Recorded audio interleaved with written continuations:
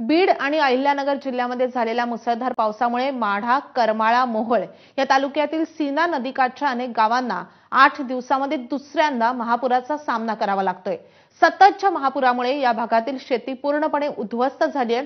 हजारो नागरिकांना याचा मोठा फटका बसतोय। मराठवाड्याच्या पावसाने सीनेला महापूर आला, मात्र महापूर लवकर न ओसरल्याला भीमा नदी कारणीभूत ठरते। दरम्यान या संदर्भात आढावा घेतलेला आहे आमचे प्रतिनिधी आफताब शेख यांनी।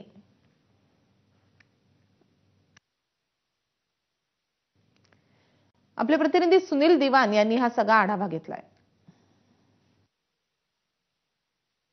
करमाळ्यातील 11 गावं, माढ्यातील 16 गावांना पाण्याचा विळखा पडलेला आहे। गावांचा संपर्क तुटलेला आहे। हजारो घरे पाण्याखाली पुन्हा एकदा गेलेली आहेत आणि शेती जी उभी होती ती सुद्धा आता संपूर्ण आडवी झालेली आहे।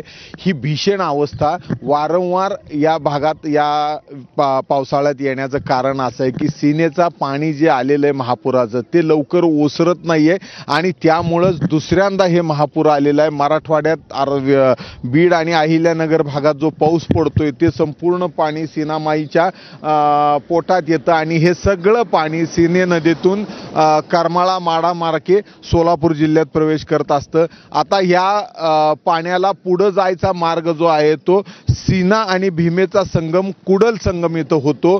दक्षिण सोलापूर आणि कर्नाटकच्या सीमेवर असलेल्या या गावात या दोन्ही नद्यांचा संगम होतो। त्या तुलनेने सीना नदी लहान आहे, तिचं पात्र लहान आहे, मात्र तिच्यात मोठ्या प्रमाणात पाणी आलेलं आहे। पण त्याच वेळेला जी सीनेची मुख्य नदी आहे ती भीमा नदी सध्या दुथडी भरून वाहत आहे। उजनी धरणातून जवळपास 85 ते 86 हजार क्युसेक विसर्गाने पाणी सोडलेलं आहे।